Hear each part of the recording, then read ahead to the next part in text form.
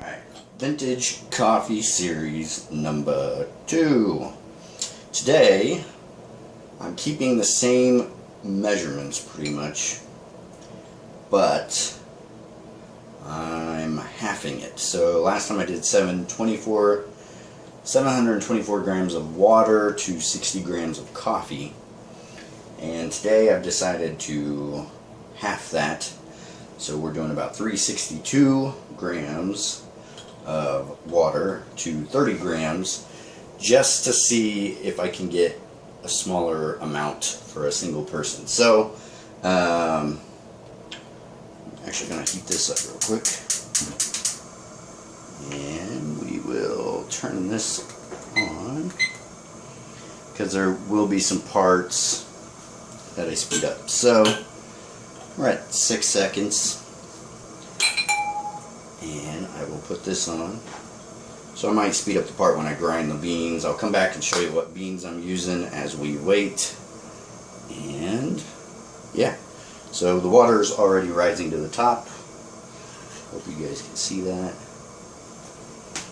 And I'll be right back.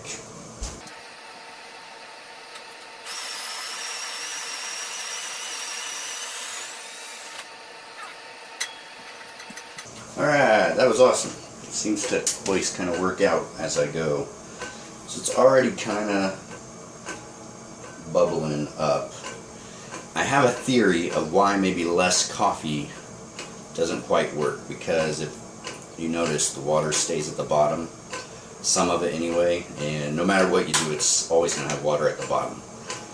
So possibly when I first was doing this, there wasn't enough water to kind of keep the coffee flowing, and it was clogging up the glass filter rod.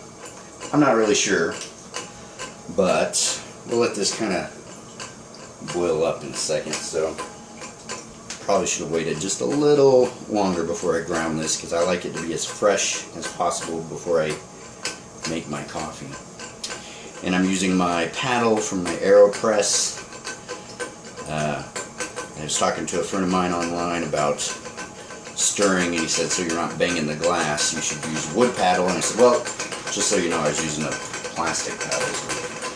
Alright, that's a good boil. We're going to kind of bring it down a little low, and I'm going to leave it in for 2 minutes. And we are using today Charming Beard Guatemala Guaya'B. Really good coffee, really bright. Alright.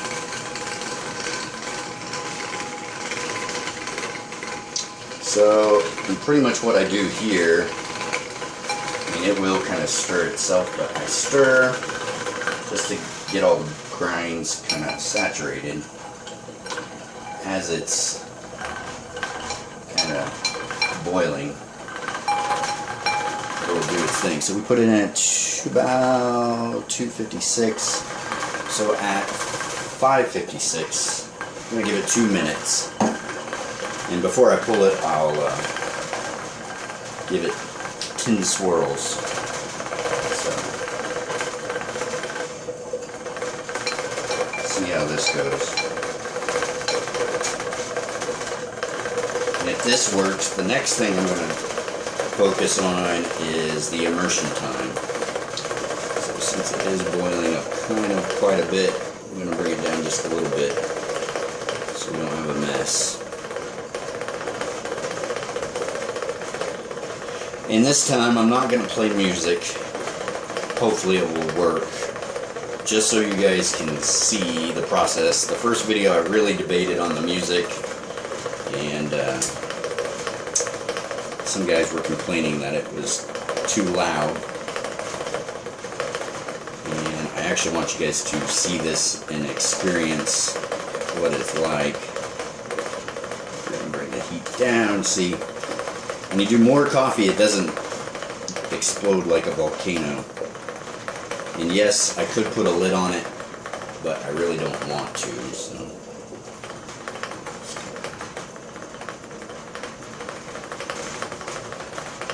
So hopefully, I'm hoping this works.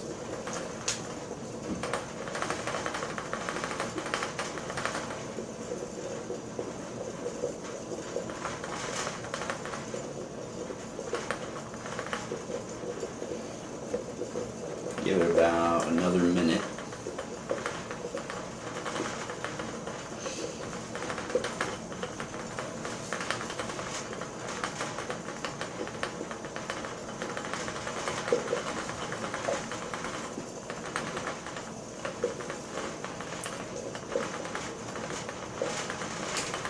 Actually, I hope you guys can see that time there.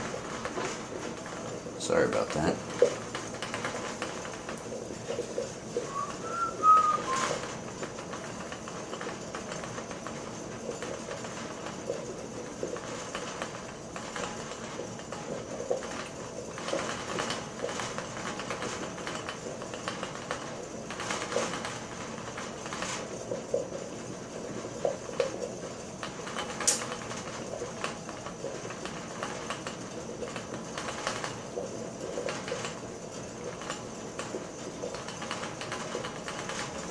Alright, so it's about 10 seconds before I need to pull it. So, 10 swirls, and now we're taking it off the heat. And we'll give it a minute or two, see what it does.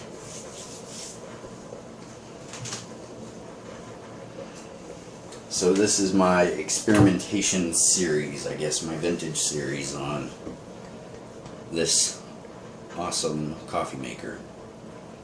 It does have its quirks, but I really like it. I love the way this thing looks, and it does make a really nice cup of coffee when you can do it right. So, and if I'm not talking much, I don't really have a whole lot to say than what I already said in the first video. Just kind of letting you guys know the process and what's going on. And also, side note, just so you guys know, a heads up, I kind of mentioned this in another video, but I'm going to start a beginner series on coffee, because I'm getting a lot of questions from guys about what kind of grinder should I get, and what do I need if I want to make coffee this way, and you know, all kinds of questions, which is awesome. So hopefully, if this works right, as it's going down, where are we at? 7:22. That's about almost 2 minutes. It should have a whoosh. I think it's going to do it, I hope, because it's actually sucking down pretty good. I think I just have my ratios off wrong, so yeah, man, you can really hear.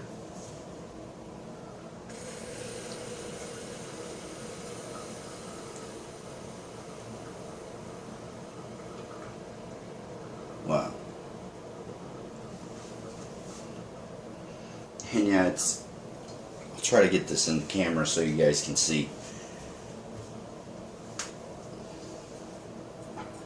Yeah, it really does make a mess. It's the bad thing about making coffee this way. Ooh.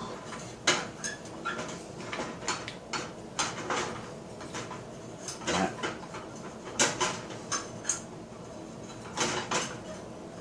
There we go. Come on. It's not wanting to come off. Alright, there we are.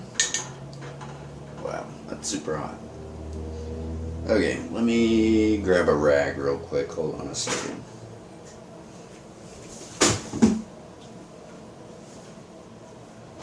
Actually, I'll grab this thing. So, I don't know if you guys can see. It's sucking the water out of the grounds. So, it's like wet mud. Which is pretty awesome. Alright, how's the coffee? Whew.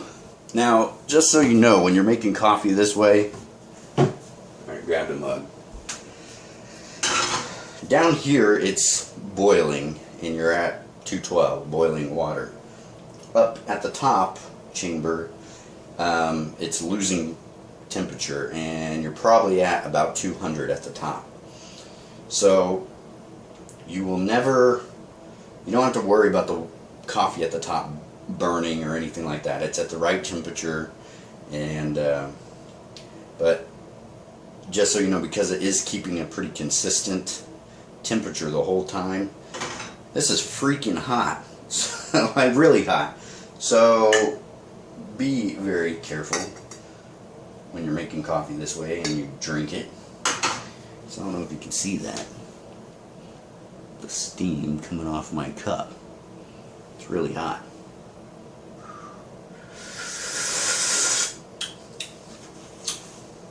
Yep, pretty awesome coffee. It's weird. It really is in between a pour over and a French press, primarily because there's nothing filtering the oils and stuff. So it's got all the oils and sediment, a little bit of sediment like a French press, but for some reason it's a really clean cup. So you kind of get the notes a little clearer than a French press, but it's not as clear as like a Chemex or a pour over. So, but awesome coffee. If you guys see one of these at a garage sale for $20, $30, $40, I would snag it, because that's a steal. Go on eBay and look these up. You're looking at each piece, including the rod and stuff, $20, the rod for $20. So easily you could pay $100 for this somewhere. But if you bargain well, you could get it for cheap. And I got mine for $23 total, because they didn't know what they had. So yeah, go out there, antique, check out cool vintage coffee stuff, because there's some pretty awesome old stuff out there. And hope you guys have a blessed day enjoying coffee. And yeah, have a good one. See you.